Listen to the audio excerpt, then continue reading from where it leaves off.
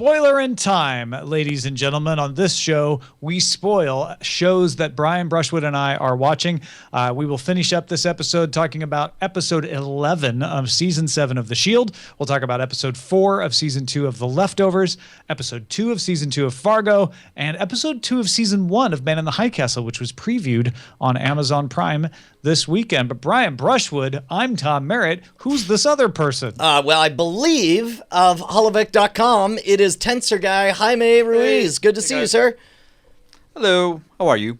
Jaime, thanks for sticking around for Spoiler in Time and allowing us to spoil you, which I know you've seen at least one of these, but the only one of the 3 shows we're talking about? I saw the Wire. Excuse me. Which will come up, so it's fair for you to say that. I've seen a television show once. I once owned a TV. Had a moving picture on it. There was cowboys and people who looked like me. Women filing out of a factory. Yeah. No, I've seen The Shield, and that's about it. But it's okay. Okay. I'm well, you've seen Man in the High Castle, but I guess only episode 1? No, I saw episode 2, actually. Oh, okay. So you've seen 2 of the 4. Yeah. Oh, we're good. 50%. It's great. It's better than Alex Rodriguez, whoever he is. Let's start off with the movie draft then. Yeah. Now, we always talk about our participation in the movie draft as owners of the movies, but of course, Chat Realm has their own competition going on. Jaime, are you a part of that? Not this time. I was a little late, but usually am. Once I was at number 1 for like a day or so, and it felt good.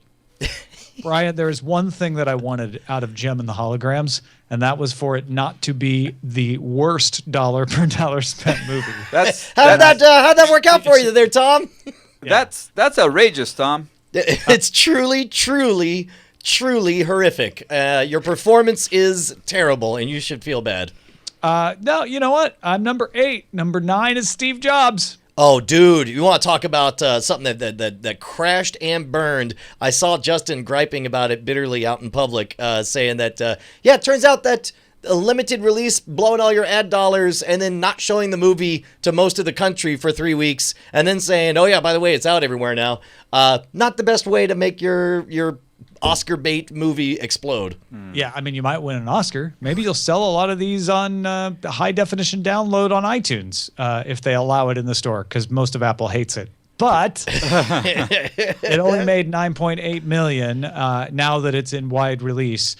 Still better than Paranormal Activity, which made $8 million, but also wasn't expected to do as well. Gem and the Holograms, $1.375 million, in case you were wondering. Last Witch Hunter did me okay, actually, at $10.8 million, which I didn't expect anything out of it. I'll tell you what, I think it's an indication that all of movies is a depressed market and that nothing's blowing up and people aren't excited about any movies.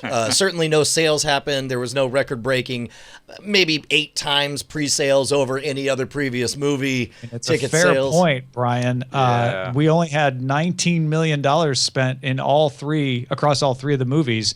That's like less than $7 million per movie. That's pretty much what you can expect from here on out, I think. Yeah. Of course, we're talking around the fact that Star Wars shattered box office pre-sales records. 8 times as many pre-sales over the previous number 1 spot. Crashing servers. I know physically, I know that the only reason I have tickets is because the fine folks over at the Star Wars Report had to actually physically go to a draft house location in order to get tickets for opening night. That's a really interesting point. I sat down after Cordkillers, realizing they had opened tickets early. They had said, oh, we'll show the trailer on Monday Night Football and then open tickets. No, they opened tickets before the game started. And I just sat there for more than an hour trying to get movietickets.com or Fandango or something to load. And then finally, Rob Krekel on Twitter gave me the tip that Cinemark, which has a movie theater pretty close to me here, you were able to get in if you went directly to the local version of their page. And so I was able to get in there and get second row. So I'm going to have a little crick in my neck for 7 p.m. on Thursday, though. I'll be able to see the first showing, luckily. At the same time, my wife, who's smarter than me, went to that same Cinemark theater in person And I had told her that I got the tickets via text message. She's like, oh, well, I'm at the theater. I'll get us tickets for Saturday in decent seats so that we can watch it again without hurting our necks. Man, for the record, I now keep in mind, I think maybe the Draft House lays their seats out different because of this problem, but I've never had a problem watching from the front row. I've always kind of loved it. It's always made me feel like a kid. It feels a little bit weird when you sit down, but then, once the movie's spell gets I'm glad you cast said that over because you. I don't have a problem with it. I don't. It's not my favorite place to sit, but I'm always like after the first couple of minutes, forget that I'm sitting in the front row. Most everybody else disagrees with me though. I watched Interstellar at the Ritz. Oh wow! Yeah. On the leftmost, bottommost seat. I was going to say, I had the exact same seat. And the very bottom corner.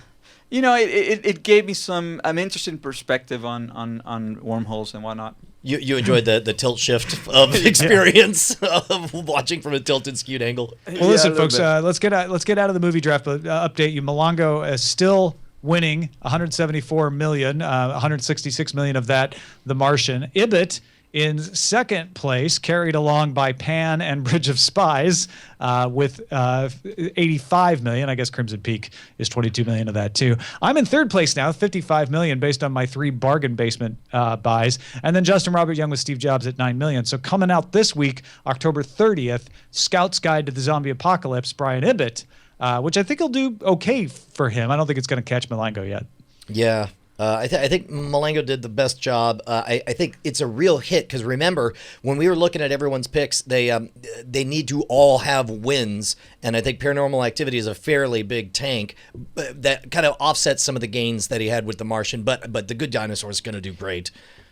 No, and I think what's happening is that we finally came to terms with the fact that we're battered wives of Star Wars, and you know, but she loves us, so we are going again.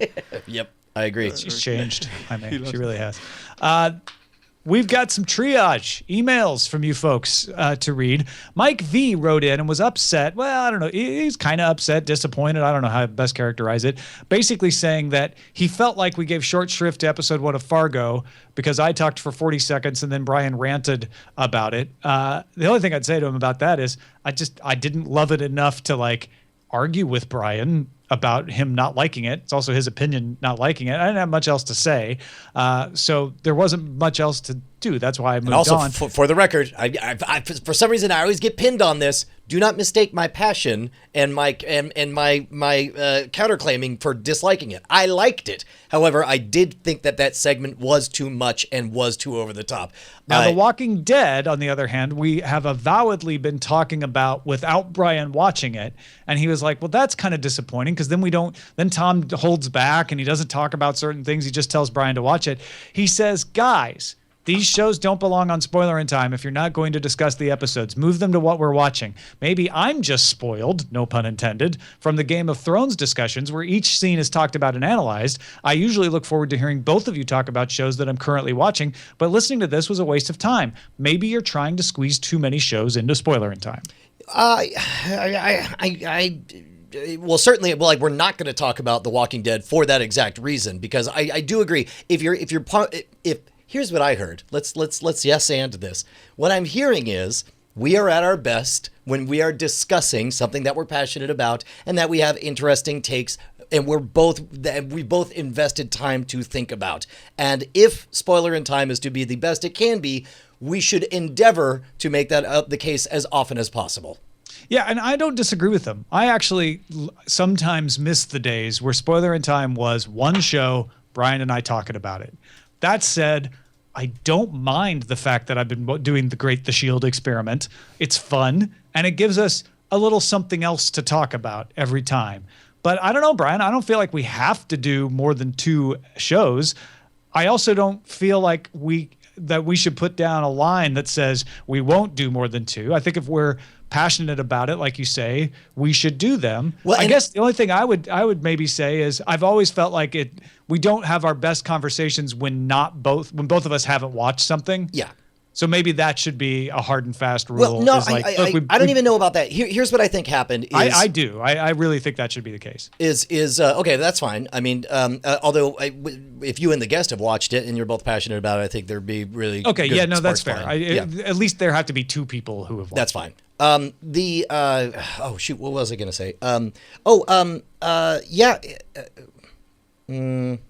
Yeah, I think our problem was just like Fargo. I think neither of us were terribly passionate about that episode in general. And the one part I was passionate about happened to be how, too much I thought that one scene was. And so, like, I threw my passion out, and then we both kind of looked on the ground and like I pooped on the floor, and it was like, well, that's embarrassing. All right, let's go forward. I mean, I could have gone like, well, Brian, I still liked it, but then it starts to be like, I'm not picking a fight with Brian. Yeah, well, exactly. I mean, it's like, look.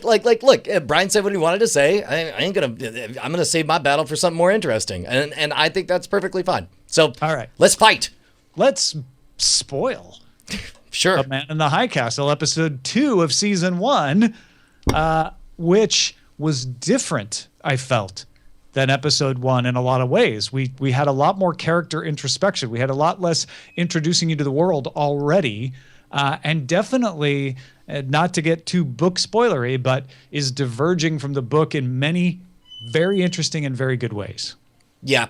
I'd like to hear Jaime's take on it first. No, definitely. The novel is short and sweet. It kind of poses a question more than gives an answer, and I think that the story is actually, going again into very familiar Philip K. Dick territory of that fuzziness and duality of reality or not, which is a typical PKD. And it's interesting that they're putting that front and center, something that in the book is in the background, right? That Yes. from the beginning, you're assuming you're just living in this world. First episode, they told you like, hey, there's this newsreel footage, right? And the difference is in the book, The Grasshopper Lies Heavy, which tells the story of if the Allies had won the war, is a book. It's a book. Right? So it could be totally the imagination of the man in the high castle.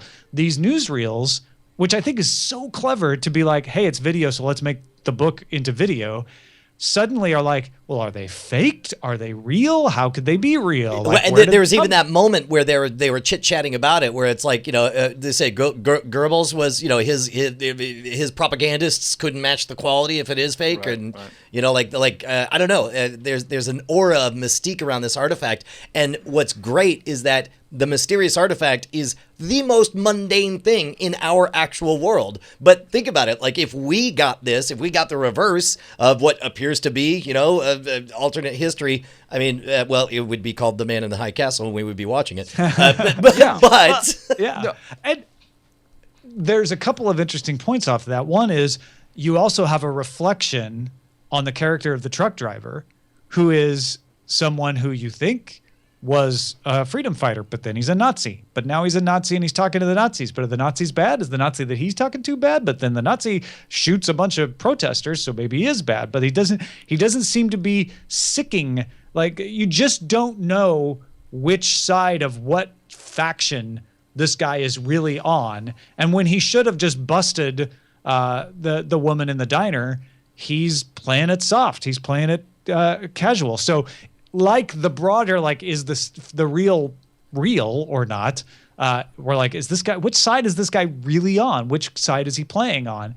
And then what I'm blown away by is the idea that the Germans come in and say like, we really, really need you to beat people up and kill people to get those reels back. So why?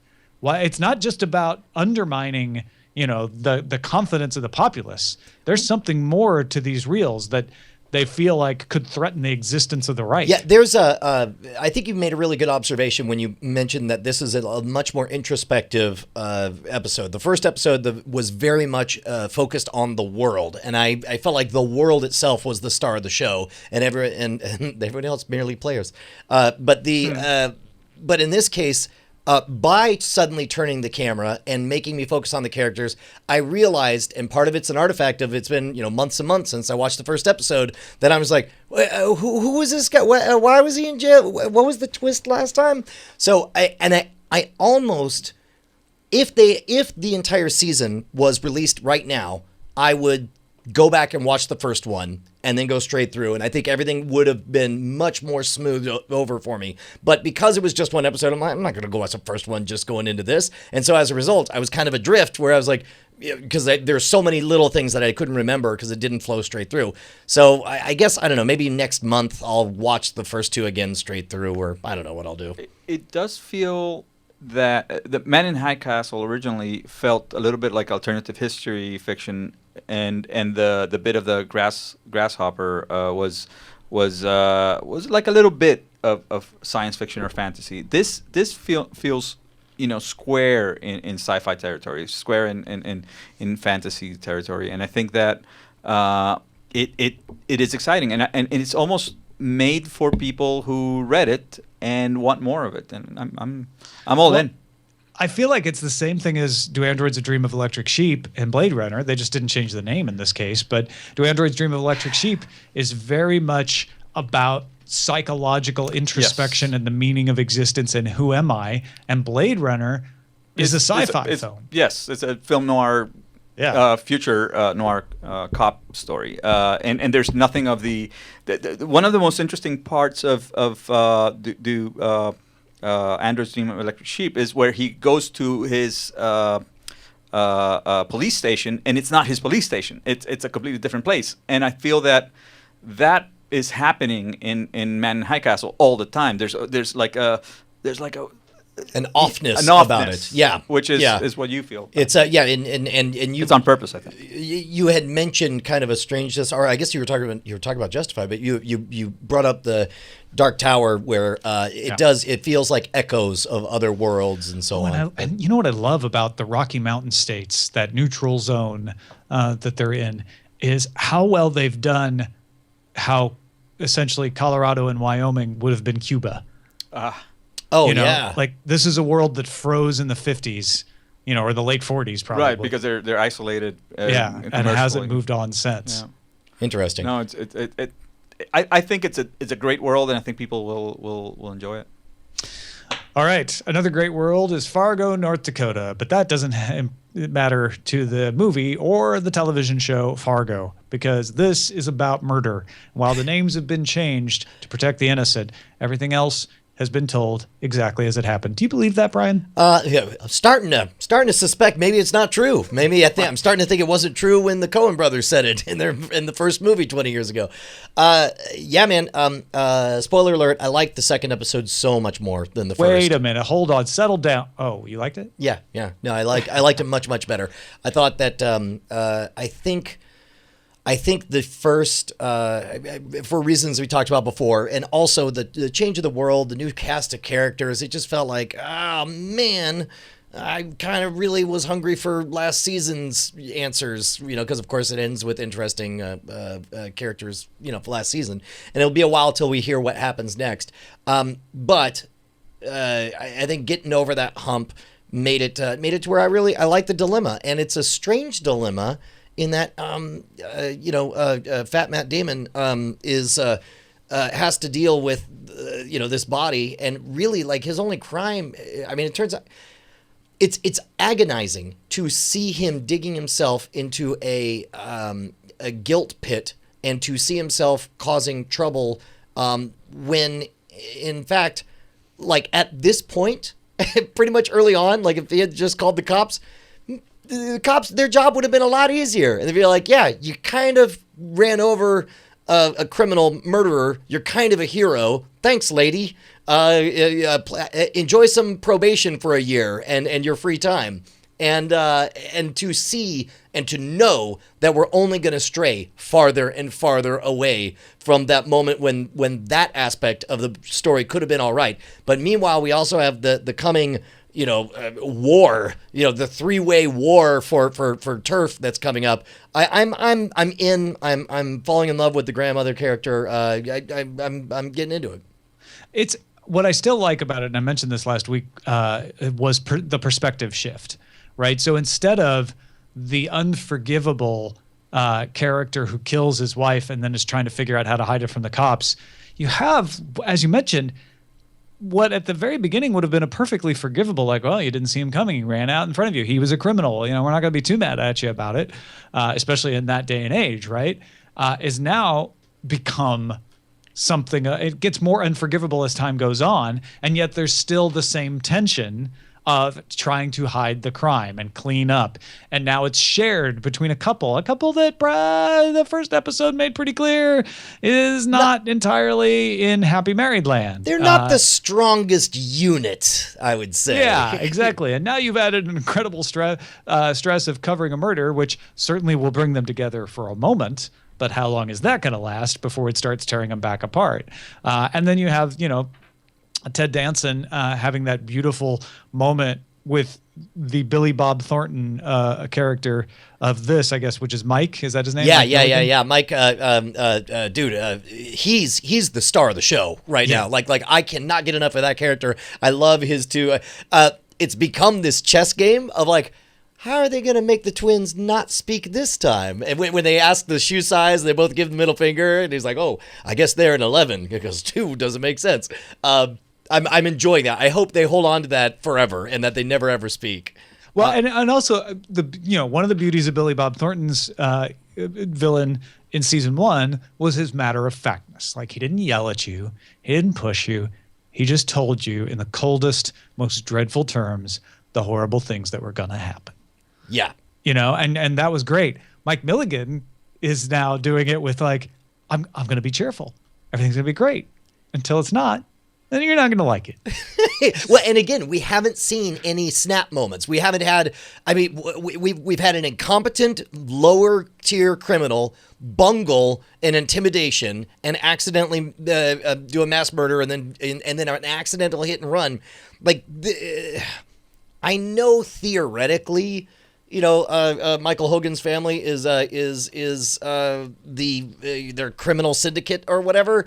But it doesn't feel like there are any bad guys at all yet. Just professionals and some non-professionals. Well, and that's the other thing is the syndicate out of Kansas City was very shadowy and mysterious, and we got little glimpses in them through some flashbacks with Billy Bob Thornton last year.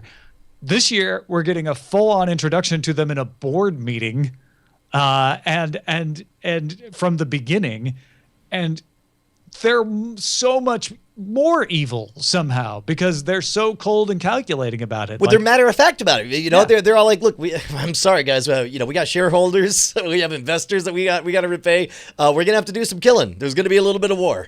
Well, I mean, we might be able to acquire them, but let's be clear. Let's hedge our bets. It might have to be killing. Yeah, those are the options on the table. That's all we got, Brian. Yeah, no, I'm definitely over the suddenness of the change of tone and of location and of new set of characters, and I'm actually full on in from this point forward. All right, let's move over to The Leftovers, episode 4 of season 2, wherein we finally bring the strands together. Although I think we get one perspective shift where we see something that we saw before happen from another angle. But mostly it's tying in the Garveys, or I guess they're not all Garveys yet. Yeah, they're the Garvey clan, we could say. The Garvey clan story and putting that front and center again in Miracle, Texas, wondering why Kevin woke up with a cinder block tied to his foot in the middle of water that was no longer there. I feel like this was the episode where finally everything is snapped and we're all moving forward together. All the places have been set. All the loose ends have been tied, or at least, have been tied well enough. I'm sure we'll see more from, his ex-wife and oldest son and so on. But at this point, I feel like everything's set. And there's something so strange about what's his name? John Murphy? Is it John or? Yeah, it's John. John Murphy is such a fascinating bad guy because he just with a smile on his face and very directly is like, yeah, no. So anyway, I burned down his house and now I'm going to go commit a murder or some kind of intimidation. And it's different than what we were talking about in Fargo, right? Like it's not character. It's more believable of a natural reaction of somebody who's essentially a psychopath and can call his wife, which is called out by Patty, which I thought was a clever move, and just say like, yeah, honey, I got shot. no hospitals, coming home because, you're a nurse. You can Yeah. take care of this. Yeah, and by the way, Patty, we did see the advancement, of him finally acknowledging Patty. You have that weird twisty end where crazy guy, when the man in the high clock tower says, "Who's your friend?" But as they do. There's just enough ambiguity where, you could conceivably watch a crazy Kevin Garvey shout at nothing, have a conversation with no one, and then as he's walking off, say, "Hey, who's your friend?" Because I don't see anyone there, Right. Or it could be that the guy sees Patty. Correct, right? correct. Absolutely. And anything goes. And I like the fact that we have this very weird, strange Obi-Wan Kenobi who believes that she has the answers, and she flatly says, "Yeah, you never got around to asking. I'll tell you, they were taken. It happened. It definitely happened." Yeah, but Christopher Eccleston told us, and by the way, thank you to Glenn Bush for writing in and pointing out that his character, Matt, is an Episcopal priest. So that's why he was wearing the collar, because Episcopalians split off from the Catholic Church in the 1600s because of Henry VIII, and so they keep a lot of the Catholic traditions, but Episcopal priests can marry. Yep, good. Yep. Thank you. Thank you, I'm glad I wasn't anyway, crazy. Yeah, Matt is like, "Oh, no, there's not a second departure. You know how I know? Because my wife woke up and talked to me the other day." Well, and I love the fact of the starkness of watching one camp, and it's a set of conversations, and I'm sure minds will change, but you have this one attitude where it's like, yes, something miraculous definitely is happening because I'm seeing it, It's like, what it means, I don't know yet, but I know for a fact it happened. And then the other side is like, there's nothing miraculous, yeah. It's more acculable. There's nothing miraculous about any of this, and and of course we, the viewers, are left in the middle, adrift back and forth. I gotta tell you, man, I love it. I loved it so much that I started to watch it, and I told Bonnie the story of the 8 episodes she's missed since she watched a little bit of the first season, and I loved using HBO Now to take her through some of the greatest hits. Like I went back and rewatched that moment of the adoption because that made me so happy, and I don't know. I feel totally caught up, and I'm super stoked to see where they go from here. I'll have to say this is my least favorite episode of the season, but don't overinterpret that, folks. That doesn't mean I didn't like the episode. I like the episode fine. I think the episodes before kept surprising me by taking me in different locations, and I fully expect that to happen again. This was a perfectly fine episode, and in fact, taking me in too many different directions would probably get me tired of that. And so it was nice to be like, okay, we're a little bit on rails for this episode, and we're going to find out some mysteries, and that was great. I enjoyed it. I think I really like the theme song this year. Oh my God. Not to get too personal, but a dear friend of the family lost his dad recently, and by the time the theme song was over, I turned around and Bonnie was just bawling. It's like it's because that is why the show is this reboot is so good, is because the departure is a metaphor for death, right? Death comes at you, and it's surprising. It's always, or surprise death. It comes at you, and you're left asking questions like why and what happened and how do we get here and where do we go forward. And then that once you wrap your mind around that, I feel like it's so much more clearly stated this second season. And I got to tell you, man, I think Damon, words coming out of my mouth. Damon Lindelof is doing an amazing job and has a fantastic show. That's been true before. Yeah, Why wouldn't it be true now? It has. Also, he was great on The Talking Dead this week. Oh, was he? With Chris Hardwick, yeah. He's always like, if you watch his Twitter, I mean, he's a guy who has learned to deal with critics in a very classy way. And I actually am a Damon Lindelof fan, Prometheus notwithstanding. Let us move on to The Shield, episode 11 of season 7. Speaking of death coming, Shane, it's around every corner when you're talking about that guy. I want to make it clear before we get to talking about the episode in particular, there are only 2 episodes left, episode 12 and episode 13. However, episode 13 is broken up into 2 parts. And so I am making an executive decision, Brian. I will watch the parts in 2 separate weeks. Okay. just to torture myself. Sure. I'm also going to make an executive decision in that I will only allow you to discuss plot points, and I will only talk about how those things make me feel, because I don't want to screw up any bit of this. I'm glad you said that, because like I feel like we're getting to the point where all I can do is make guesses, right? Like, I think this is going to happen, and I think this is going to happen, and that's where that looks like that's going. And you know the answers to those things, and that's a tough position for both of us. Yeah, I will say that that watching it, even knowing how it all ends, doesn't change how I feel. I feel so much anxiety. It's not like, and maybe this will make you feel better, it's not like there are certain movies that or television shows that you can watch knowing how they end, and it totally changes what you feel. Or you're like, oh, this is really duplicitous he's really thinking of this or whatever. That's the beauty of Vic Mackey as an anti-hero, is that I believe he believes every lie he says when he says it, and he is adrift on this sea of half-truths that he's spinning. So even watching it a second time, it changes nothing for me. The weird thing about this episode for me is it's very obvious to look at this episode and say, wow, the noose is tightening around Shane Vendrell. He is running out of money. He keeps running into problems where he can't get enough money.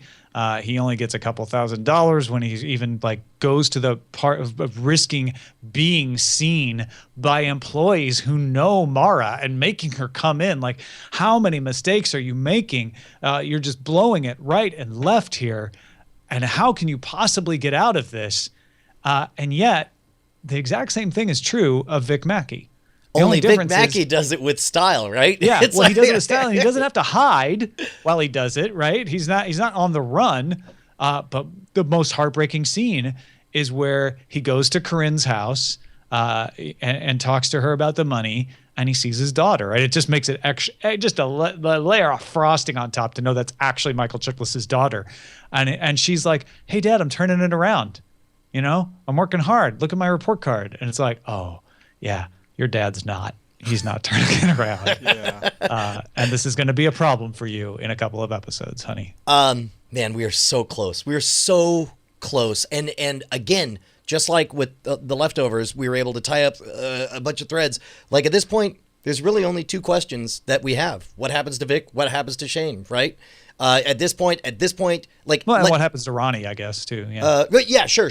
But especially as we see the disparity between their two stories as they spin out of control, it does feel like Ronnie's kind of caught in the middle. It was almost anticlimactic to me to think like, oh crap, they have things on Ronnie, and even Wims is like, yeah, well, we just file that because we can bust him later. He's not the big fish here, and we all know who the big fish is, and we need to get him. Yeah, well, and but at this point, Wims and Wagonbox story, I feel like wherever they end up at this point, like it could end right now, and I feel like we got pretty much our Billings. We got a sense of his character, and he'll go on being Billings forever. But Vic's... the one thing that was nice about this episode, it was almost like a nice little respite to have the recruiter's story in there, because unlike previous episodes where I was like, ooh, they integrated the B story into the main plot, or the B story seemed kind of irrelevant. Why were we even doing this? This actually was a nice self-contained story that just illustrated this is what Farmington is like. And this is what people from outside Farmington can be like. And it was what could have been in another series, an entire episode's A plot. It was. So you're talking about the whole story with the recruiter who gets shot at and survives because the football player protects him and gets killed. Oh, that's right. Yeah. Yeah, dude. Okay. That's all I'm going to say about it. Very excited.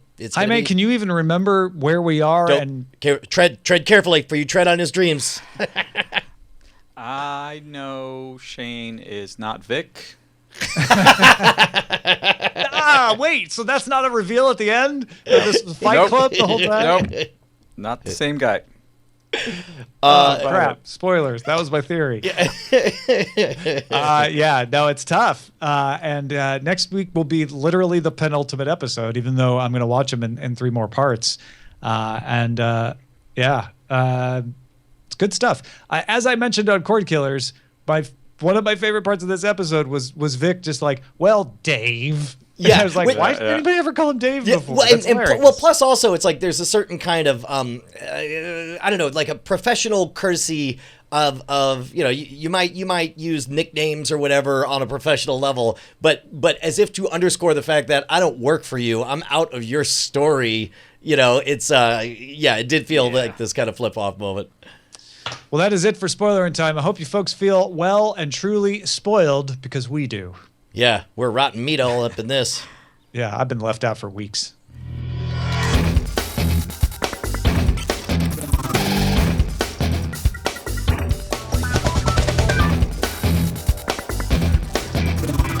Diamond Club hopes you have enjoyed this program.